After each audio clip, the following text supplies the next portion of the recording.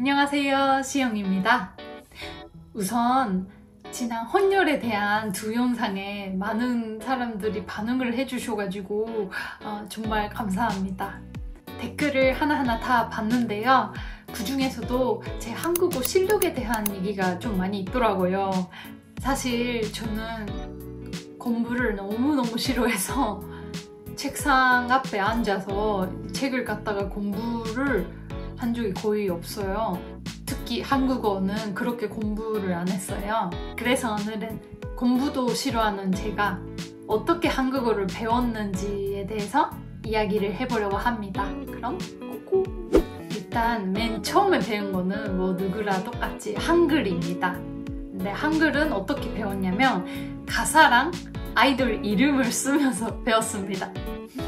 제가 중학생 때 소녀시대랑 빅뱅이 엄청 핫했어요. 그 시기에 처음에는 시크릿을 좋아했다가 중간에 B1A4를 발견해가지고 B1A4 찐팬이 됐습니다.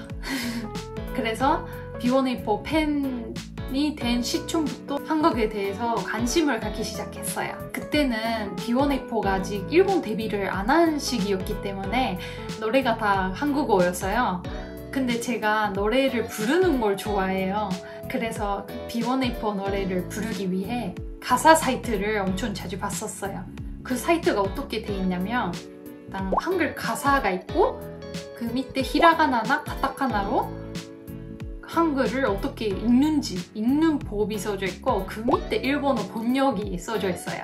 그런 사이트를 계속 보면서 노래를 따라 불렀다가 그 수업 시간이나 심심할 때 한글을 알지도 못하는데 그걸 보면서 가사를 많이 썼었고, 그리고 좋아하는 아이돌 이름 같은 것도 한글로 어떻게 쓰는지 찾아보고 그거만 계속 썼다가 근데 나중에 보니까 제가 한글을 다 읽을 수 있게 돼 있더라고요. 그래서 한글을 완전 자연스럽게 배웠습니다.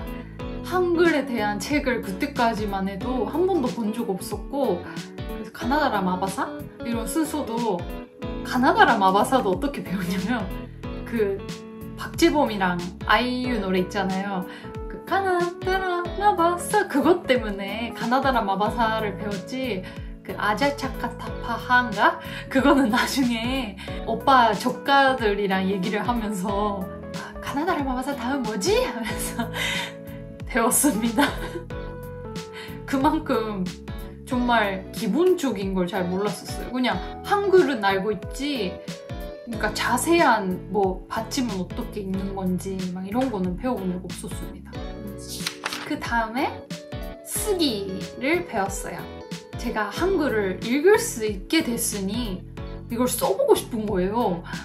그래서 어떻게 쓰면 되지 했는데 그때는 아직 그 언어 교환 앱 이런 건 없었고 페팔 사이트가 있었어요. 그 이메일 같은 걸로 보냈다 받았다 하는 사이트가 있었는데 거기서 한국 분들이랑 대화를 하기 시작했어요. 처음에는 다 번역기 돌려서 진짜 안녕하세요부터 모두 다 번역기 돌리고 했었다가 이제 몇 번 대화를 하면 패턴이 보이기 시작하잖아요. 예를 들면 다 일단 처음에는 다 안녕하세요 하잖아요. 안녕하세요? 몇 살이세요? 어느 나라 사람이세요? 이런 거 처음 대화할 때 나오는 말들을 조금씩 이렇게 배워가지고 배웠던 거는 번역기 안 돌리고 보내보고 모르게 되면 이제 거기서부터 번역기 돌리고 이런 식으로 조금씩 쓰기도 배웠었어요. 그걸 하면서 채팅은 칠 수 있는데 이제 말하기가 잘 안 되는 단계로 왔습니다. 네, 그러니까 한글을 칠 수 있어요. 그 카톡 같은 걸로 대화는 되는데 말로 대화한 적이 없는 거예요. 아직 그때는. 그러면 이 정도까지 왔는데 말하기까지 해보자. 그래서 처음에 시작했던 게 한국 드라마를 보기 시작했어요. 그때 처음으로 한국 드라마를 봤는데 처음에 본 게 시크릿 가든이었어요. 이거 그걸 보고 한국 드라마 너무 재밌다. 그때까지 본 적도 없었는데 이제 드라마도 재밌지? 언어도 배울 수 있지? 해서 한국 드라마를 많이 봤었고요. 드라마는 그냥 보는 게 아니고 따라하면서 보고 있었어요. 제가 원래 사람 말하는 걸 따라하는 걸 좋아해서 계속 대사를 따라하면서 봤었고, 그리고 한국 사람이랑 통화하기 시작했어요. 그 아까 말한 펜팔이나 그런 데서 친해진 사람이랑 그럼 통화해보자 해가지고 처음엔 너무너무 긴장했는데 통화를 많이 해보고, 그리고 그때 당시에는 트위터에 트윗캐스팅이라는 게 있었어요. 트윗캐스팅을 통해 일본어를 잘하는 한국 언니를 만났어요. 그 언니랑 너무 친해져서 그 언니랑 매일 대화를 했고, 그리고 그 언니가 시영이라는 이름도 지어줬어요. 라고 생각해보니까 이 시영이라는 이름도 벌써 10년째 쓰고 있네요. 아, 10년도 아니지. 10년 이상이구나. 아, 이렇게 나이를 먹는 거구나. 나이 먹었다. 어쨌든 이렇게 천천히 한국어를 배웠지만 대화를 통해 배워서 책을 갖고 공부하는 사람보다는 조금 자연스럽게 한국어를 할 수 있게 되지 않았나 싶습니다. 자연스럽다기보다 네이티브스러운 표현 같은 거를 좀 더 많이 쓰는 것 같아요. 제 생각에는 여러분들이 어떻게 생각할지 모르겠지만, 그리고 댓글에도 많았는데 제 발음에 대해서도 좀 많이 칭찬을 해주시더라고요. 감사합니다. 발음이 당연히 완벽하진 않죠. 외국인인 티가 나는 데도 많겠지만 나름 자연스럽게 하는 편이지 않나. 너무 높게 평가하나? 내 자신을? 제가 생각했을 때 왜 발음이 이렇게 되냐면 그 이유 중에 하나가 한국어 노래를 그때 많이 불렀었잖아요. 그래서 의미를 몰랐는데 노래는 계속 따라 부르니까 입이 조금 한국어에 익숙했던 것 같고, 좀 또 두 번째 이유가 이게 더 큰 이유일 수도 있는데, 어린 시절부터 제가 일본어랑 영어 둘 다 하면서 잘났거든요. 그래서 한 언어만 계속 써왔던 사람들보다는 할 수 있는 발음이 조금 더 많지 않나 싶습니다. 그래서 뭔가 일본어만 하는 사람이나 영어만 하는 사람들보다는 할 수 있는 발음이 많아서 한국어도 들리는 게 조금 많아서 당연히 완벽하진 않지만 조금 더 따라하기 쉽지 않았나 싶습니다. 그래도 어쩔 수 없이 외국인 티는 많이 나오더라고요. 근데 원래 제 억양도 서울 사람 같았거든요. 서울 사람이라고 하는 것도 좀 이상하나?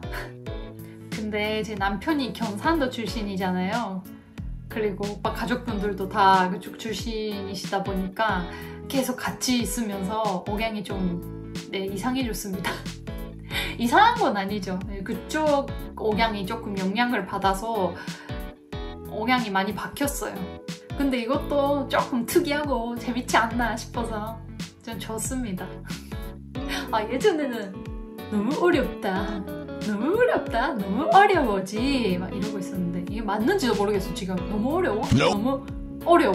너무 어려워? 너무 그리고 제가 한국어 타이핑 좀 빨라요. 아까부터 너무 자랑하는 것 같죠? 그런 게 아니고, 근데 타이핑은 조금 빨라요. 그게 왜냐면 제가 게임을 해요. 리그 오브 레전드를. 2017년부터 롤을 시작했는데 18년부터는 한국 서버에서도 하고 있다 보니까 게임하면서 채팅해야 되잖아요. 무시할 수가 없어요, 저. 그래서 그 채팅하면서 배웠어요. 심지어 처음에는 한글이 없는 키보드로 한국어를 쳤었어요. 근데 위치를 어떻게 하냐면 핸드폰으로 칠 때 그 위치가 똑같잖아요. 근데 핸드폰을 그렇게 쳤었다 보니까 대충의 위치는 알아서 예상하면서 쳤었다가 나중에는 뭐 위치 다 알고 이제는 편하게 한글이 있는 키보드를 쓰고 있습니다. 그리고 게임하면서 납품말도 다 배웠습니다. 진짜 안 배워도 되는 것까지 다 배워서 제가 쓰진 않아요. 쓰진 않는데 누가 그런 말 했을 때 이해를 합니다. 조심하세요. 이어서 제가 한국에 처음 왔을 때 얘기를 해볼까 하는데, 그때가 2016년이었어요. 미국 고등학교를 졸업해서 5월에 끝나서 대학교 입학하는데 1년이란 시간이 남아있는 거예요. 4월부터거든요, 일본 대학교가. 그래서 심심하게 보내다가 입학시험 다 끝내고 알바만 하고 있었어요. 근데 입학하기 전에 갑자기 시간이 이렇게 있는데 알바하면서 돈도 모았고 한국은 한번 가봐야 되지 않나 싶어서 진짜 갑자기 일정 잡아서 혼자 갔다 왔어요. 처음부터. 그때 게스트하우스를 이용했는데 게스트하우스에서 한국에서 처음으로 한국어를 하게 된 거예요. 그래서 안녕하세요 하면서 갔더니 설명을 한국어로 해줬어요. 근데 이제 다 이해를 할 수 있더라고요. 뭐라고 하는지 이해가 돼서 막 엄청 신나면서. 근데 제 말은 잘 못해요. 말은 잘 못해서 네 감사합니다 막 그때는 정말 제 생각을 제가 자연스럽게 말을 할 수 없는 상태였어요. 그 정도 수준이었다가 그 이후에도 한 번 여름쯤에 한국에 왔었고 일주일 정도? 그러고 나서 2017년 겨울방학 때 한국 외대 어학당에서 한 달 동안 단기 유학을 했었어요. 그때 맨 처음에 시험을 보거든요. 제 첫 한국어 시험. 처음으로 정의 시험을 보고 말하기 시험을 보고 엄청 떨리면서 와 이거 어느 정도 나올까 막 갔더니 제일 높은 반에 들어가 버린 거예요. 왜? 아니, 솔직히 기분 좋았어요. 그 정도일 줄 몰랐거든요. 뭐 어느 정도 대화는 하니까 한 중간 정도는 되려나 하고 제일 높은 반에 들어가 버려가지고 거기서도 열심히 수업을 듣고 있었는데 그 반이 다 뭐 전문학교에서 한국어학과 이런 데 가는 애들이나 진짜 한국어를 열심히 하는 사람들이 들어간 반이더라고요. 근데 저는 대화를 하면서 배웠잖아요. 그래서 모르는 단어가 너무 많은 거예요. 자꾸 옆에 친구한테 저기 이게 무슨 뜻이에요?